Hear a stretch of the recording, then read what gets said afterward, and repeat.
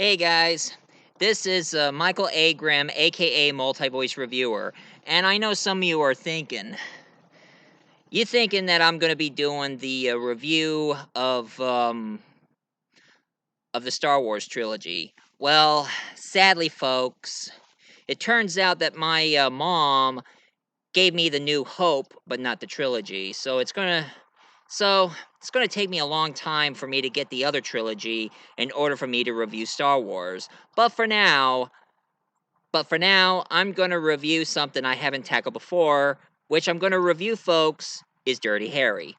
So one thing I want you guys to do for me is enjoy the show. Dang it! Look at my hair. It's the last time I had Jack Nicholson do my hair. Well, you're no prize yourself, Sparky. Oh, hey folks. Ladies and gentlemen, this here is a review I haven't tackled before. Now, I remember watching action 80s movies. I mean, back in the 80s and 90s, action films was a big thing at the time. I mean, I remember I was a huge fan of Arnold Schwarzenegger since I saw him on Terminator, and I did saw a couple of Rambo and of course a few Rockies, and I did saw a couple of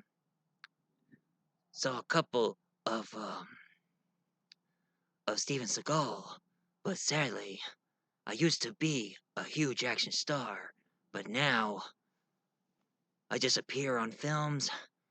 But sadly, I had to admit I am the worst actor in the world. And I do walk like a duck. And of course, I remember a couple of Jean-Claude Van Damme movies. So, just for this review, I'm going to review something that nobody never even thought of. The action film that started it all. The one it started the entire action movies genre. It pretty much inspired Arnold Schwarzenegger and Sylvester Stallone, Jean-Claude Van Damme, and all the other action stars, including Eric Roberts, which he is a horrible actor, I have to say. And here's my impression and my review. Check it out. Go ahead.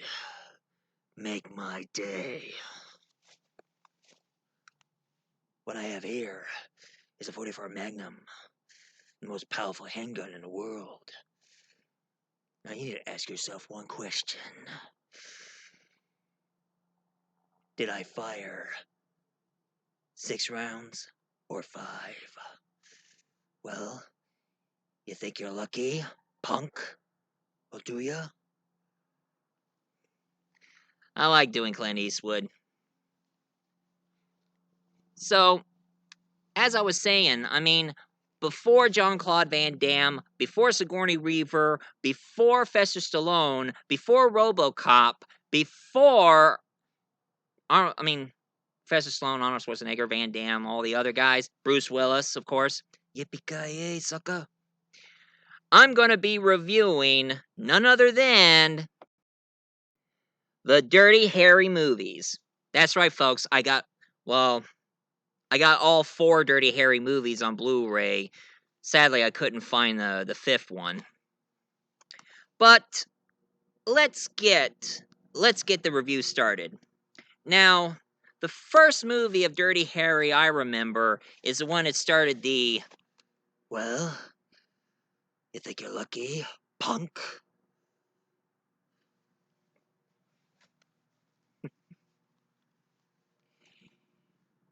Dirty Harry, or also known as Harry Callahan, he is a no-nonsense, old-fashioned, tough cop.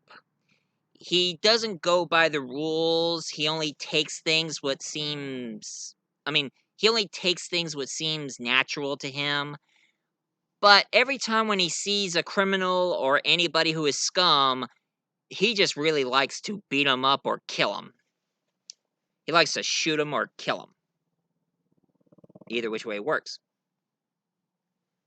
I heard a helicopter, which means they need Dirty Harry on their side, punk. And one thing I do have to agree, I really do hate some of the systems when it's really obvious that the bad guy was the one who did all this, and then all of a sudden they make a complaint. Why complain a cop who's doing his job? I mean, I know there are some people who are innocent until proven guilty, but when there's somebody who looks evil and looks sinister and acts like he has no conscience, I ought to shoot him myself. Anyway,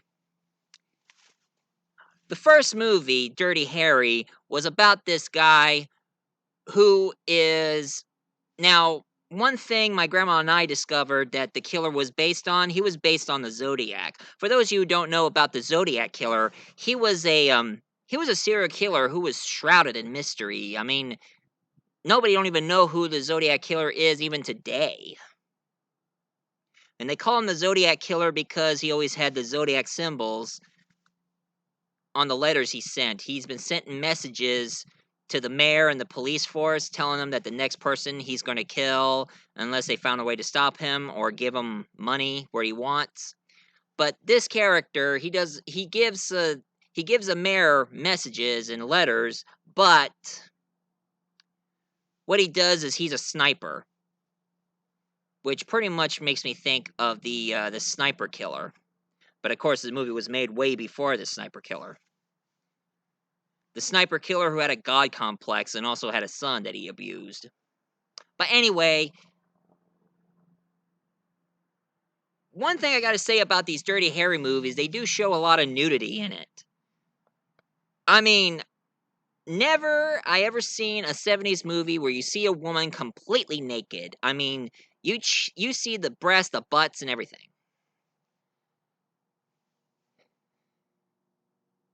Anyway, in the story, there is a killer who is played by the same actor who is on Hellraiser and also Star Trek Deep Space Nine, playing a Kardashian alien. Harry, now he was trying to find some evidence and some clues to find out who the killer was, and of course he teams up with a partner who is Hispanic. Now, one thing they say about Harry is this: some people are kind of thinking that he might be a bigot, he might be a racist because he might be a racist and even sexist, but who knows? I mean, I think he's just a show. I think it's just a show he puts on.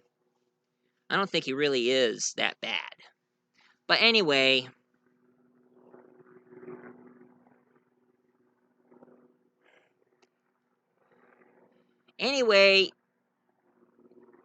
he finally he finally found a way to find that killer, and then all of a sudden the killer went to the next step that it was so shocking I couldn't believe it.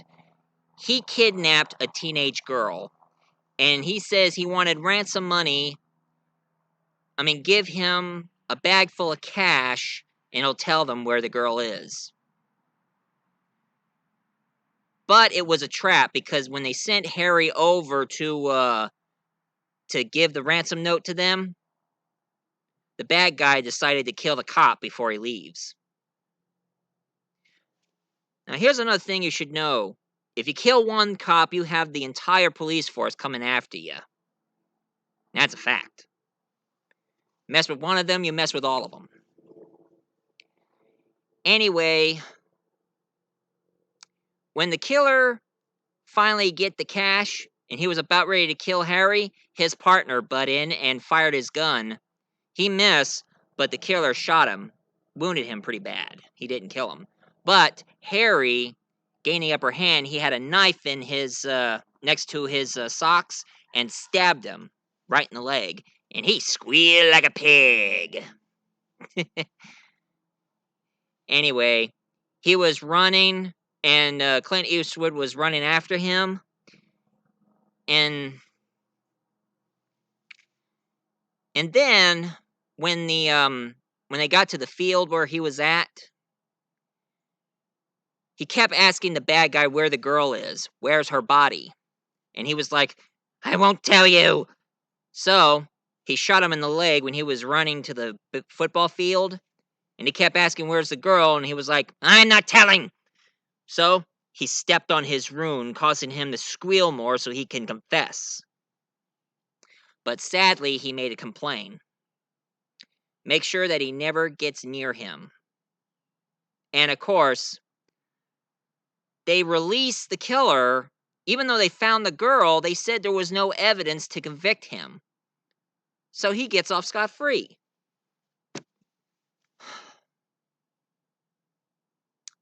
What in the world is... what in the heck is the world coming to? Find the body, it's pretty obvious he was the one, but nothing to convict. I hate people who are that stupid.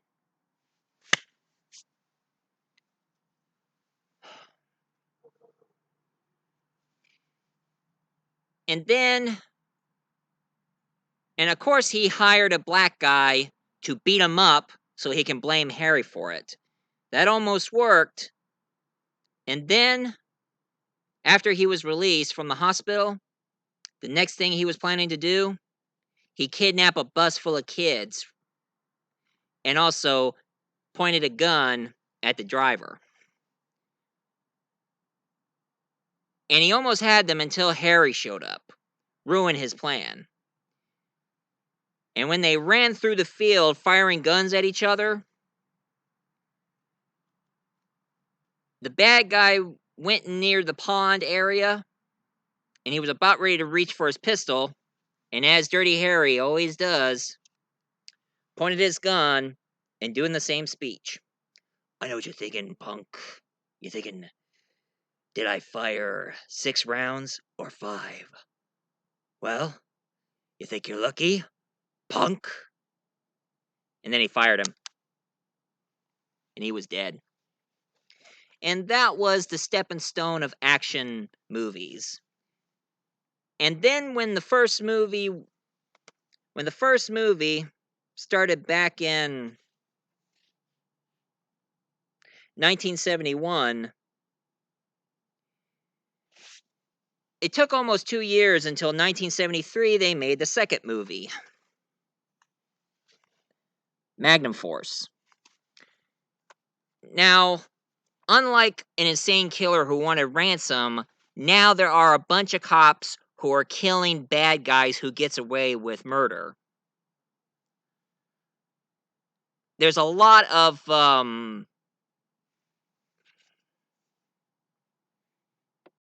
that is one thing I kind of find about motorcycle cops. You know, the kind of cops who wear those leather jackets, beige pants, knee-high boots, white gloves, and the shades and the helmet. I always find those officers pretty creepy ever since I was a kid.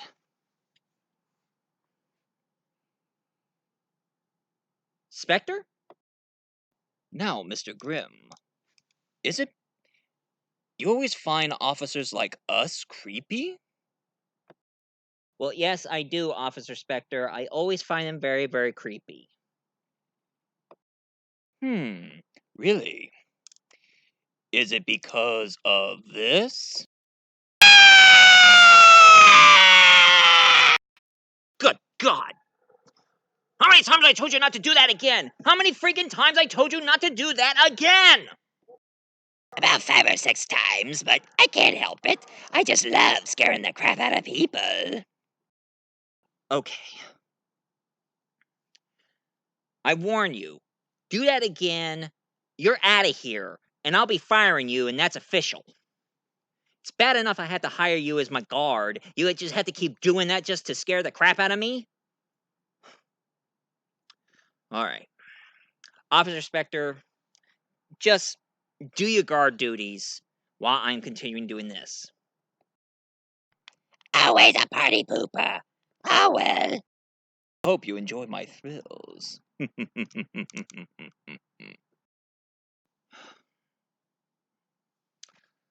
It's the last time I decided to have a ghost, or a phantom, or a specter act like a guard in my business. Anyway, unlike Officer Spectre there, These officers, it turns out they had military experience. And guess who plays the sort of the leader of the group? Sol Simmons. You know, the one from Starsky and Hutch. The one who plays Hutch. He's the one who sings, "Don't give up on us, baby." Well, he's playing a bad guy this time, and him and the group of other officers who are those motorcycle driving, leather wearing, knee high boots, glasses, and hat wearing guys. They're the ones who always keep finding mobsters, gangsters, and any criminal who gets away with without the lack of a proper police procedure.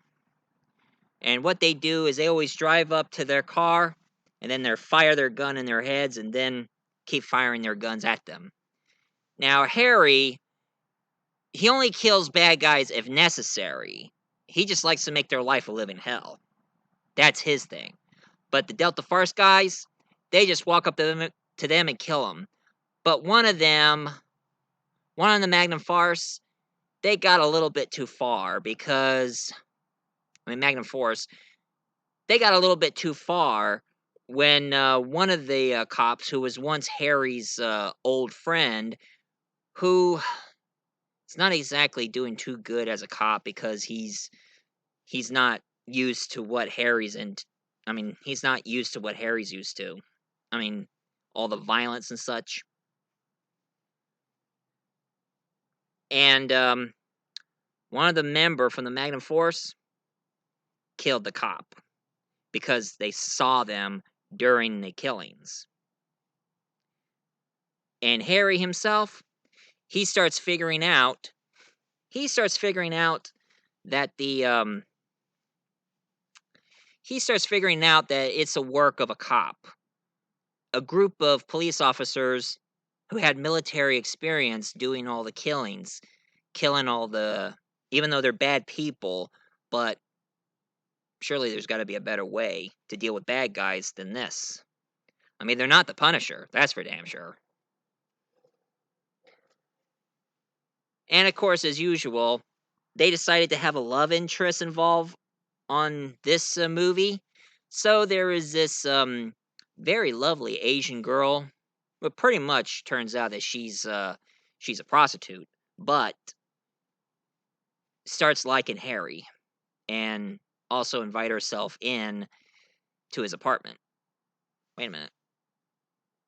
Oh, she's not a prostitute. She's just one of the neighbors in his apartment who seem to find him interesting because he's a cop.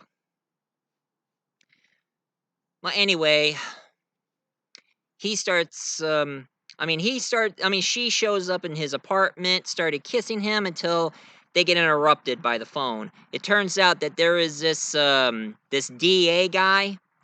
Now, this DA guy who always seems to hate Harry, he's behind all this. He's the one who hired these 4 military guys to kill all the crooked bad guys who's been getting away with murder. So now Harry has to stop them. And also, Harry has a black partner who is a good friend to him. He's a good guy, good cop. But sadly, they put a booby trap on his mailbox, and his partner died. That sucks. And Harry, he discovered that his mailbox is booby trapped, so he stopped the girl for getting his mail and found the bomb. And when he met the DA, he discovered that all the Magnum Farce guys are coming after him. So he went after them one by one. And then they were all dead. And then the DA guy, he was pointing his gun at him saying, "You're a killer, Harry. We need decent people around here, and you're in the way." So he put a bomb in the car when the DA was trying to make escape for it. And then, there goes the DA.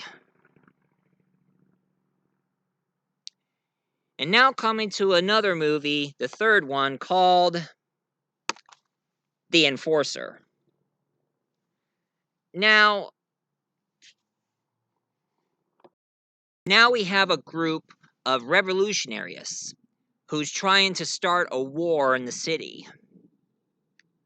And it's supposed to be like some kind of race war. And what they did is they went to the armory, killed a couple of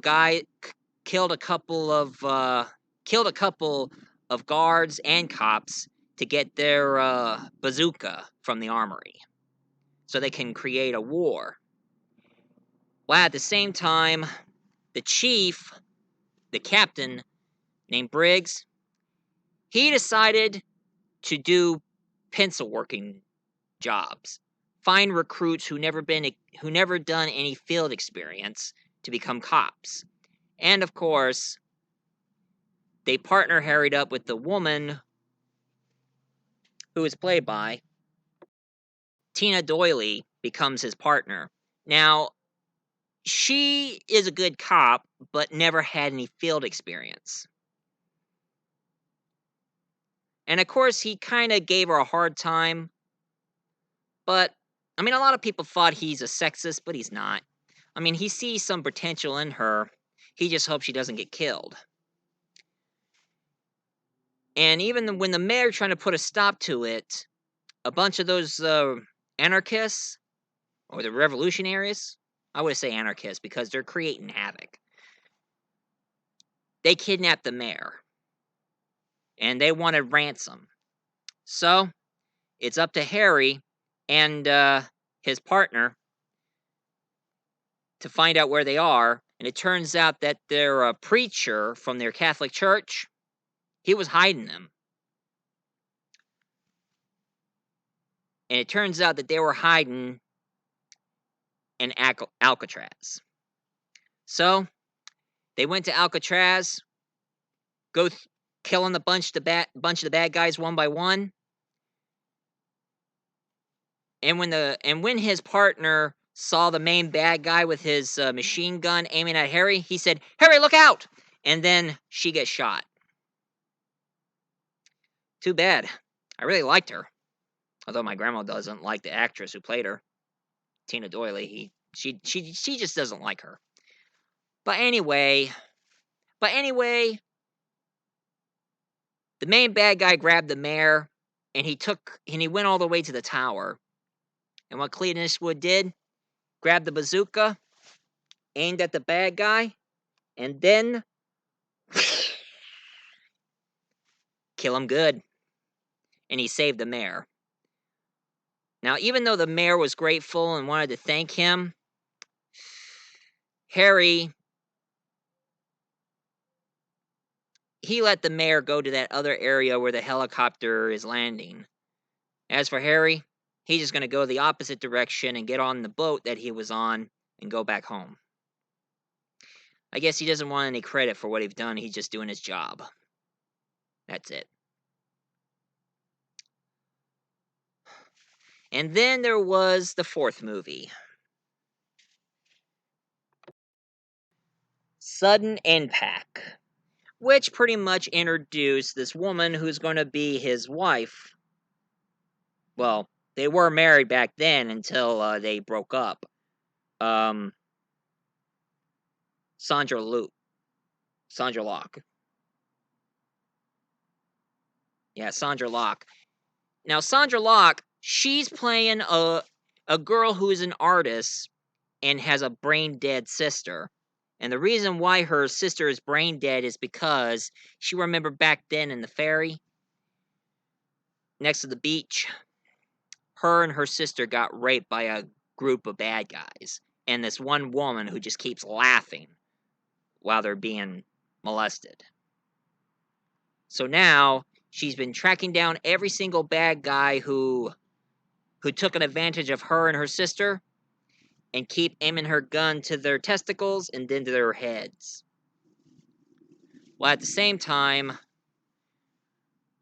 the best one I remember is that the diner he went to, it looked like it was overtaken by a bunch of goons, and the lady made him realize that by putting too much sugar in his coffee. She put so many sugar in his coffee that's when that's when Harry took a sip of his coffee, he was like, and that's when he knows something was up. And when a bunch of bad guys started to take over and trying to empty the cash register, Harry went to the back end of the diner and says, "No, I think the only way you all gonna get out of here is through a body bag. We think you should surrender or die." And the bad guy was like, "Who's we?" "Smith, Weston, and me."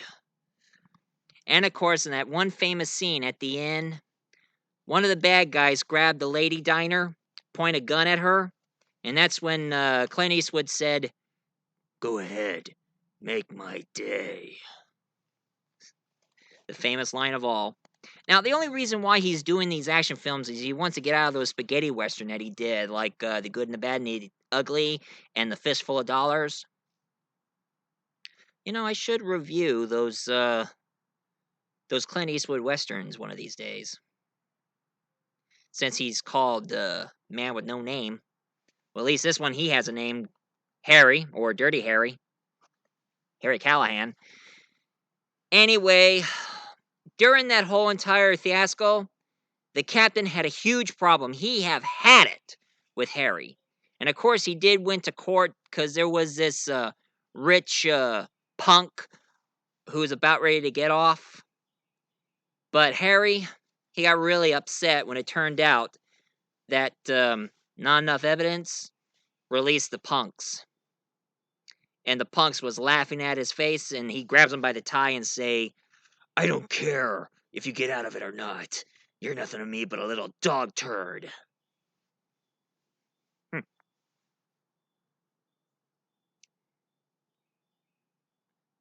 You know, if I ever met somebody who I really hate, I would say this: "You're nothing to me but a pig." And you know what happens to pigs? They go to the butcher shop and get ground up into sausages or pork chops or ham.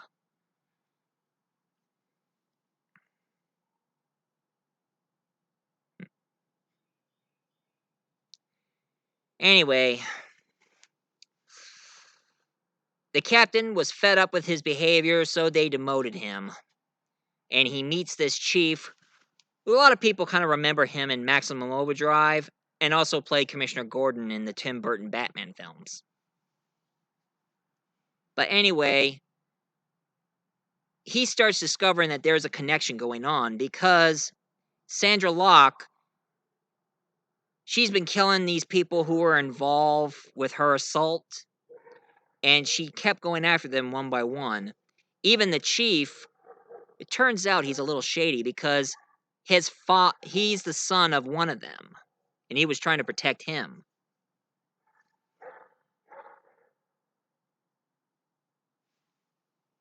But it turns out that the woman who was involved she called in one of her friends who was also involved, but he was crazy as a loon and very psychotic, very dangerous. He summoned him over. Now, Harry did arrest him, but the chief released him because he knew that there was a connection between those people who did the job and their chief. But as it turns out that when the girl, I mean, when Sandra found found the woman who was involved, she fired her gun at her, and all it's down and when it downs to is two members. And it's the chief's son. When she went up to see the chief's son, it turns out that he himself is brain dead. And the reason why is because the chief said that what his son have done, he felt pretty bad. It turns out he had a guilty conscience and it was bothering him so much that the chief wanted him to shut up. So he starts beating him up until he went brain dead. And of course, the last member hired two goons with him and about ready to kill the woman, but Harry showed up. And it became a showdown between the last bad guy and Harry. Oh, and if you're wondering about the chief, the lunatic killed him. And then at the end, it turns out he planted Sandra's gun to the lunatic. So it turns out he was the one doing the killing. And also, I remember his bulldog. And of course, there were a bunch of mobsters and other crooks who tries to kill him, but he always keeps dodging. And that was the end of Sudden Impact. Now, these were the only movies I have, but I will talk about the last Dirty Harry movie that I never had a chance to see, but I watched enough clips about it. And the movie is called Deadpool. Woohoo! It's about time they mentioned me! No, Deadpool! I don't mean you. I meant a Dirty Harry movie called Deadpool. Although I have a sneaking suspicion that they called him Deadpool because of the Clint Eastwood movie. Come on now! Who's a better Dirty Harry than me? What I have here is an M16, the most powerful machine gun in the world. Deadpool, he's not a comic book superhero or anything, and I'm talking about the Deadpool movie starring Clint Eastwood and not you.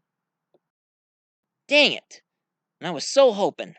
Oh well, time for me to go. Bye-bye!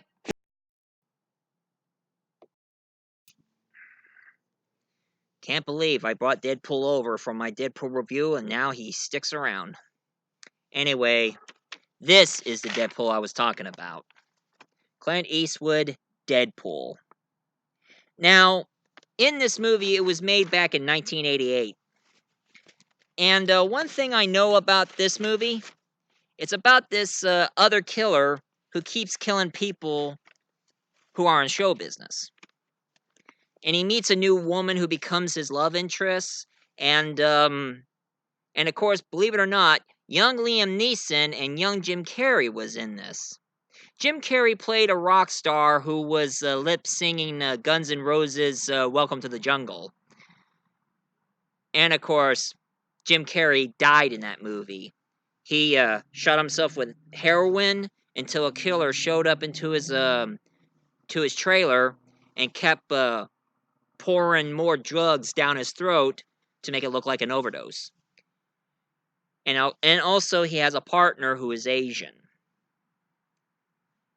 And throughout the entire movie, he found the crook and, as usual, got himself a spear gun and aimed it right on the killer's chest, and that was the last of Dirty Harry movies.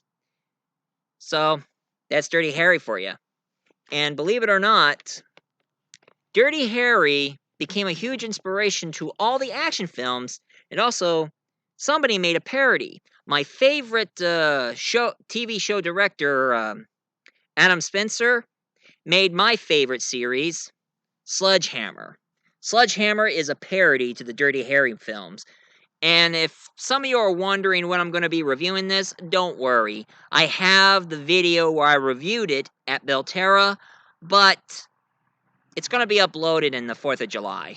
So you better wait for that. But one thing I think they should do, though, I did enjoy the Expendables movies, you know? All those old action stars that we all knew throughout the 80s. I mean, at least have Clint Eastwood make an appearance in this movie. I mean, it would be pretty cool if they bump into Clint Eastwood's character. And Clint Eastwood, he plays like the old wise man who gone through more action than they have. Now, that would be really awesome. Although I have been hearing about the female version called the Expendables, but I mean, I heard it's a rumor, but I don't know when they're going to make it. But I would love to see all the old ladies from all the action films grouping up together and kick some butt. Well, this is Michael A. Grimm, aka Multi-Voice Reviewer, telling you if you like this Dirty Harry review, please leave a comment down below. Oh, I almost forgot. Something's wrong with my YouTube. my comments are turned off, so I'm gonna look into it and see what's the problem. Why is my comments turned off? But you can hit like and subscribe and leave a comment on Facebook because I am going to share my videos on Facebook, so you can leave a comment there on Facebook. And also, don't tell my grandma, but I also got a Twitter account. I also have an Instagram, but I'm having problems trying to post things on there. But anyway, this is Michael A. Grimm, aka Multi-Voice Reviewer, telling you all, thank you for enjoying. And also, I know what you're thinking, punk. Are you thinking, did I use about 155 impressions? Or 154? Well, you think I'm that good, punk? Do ya?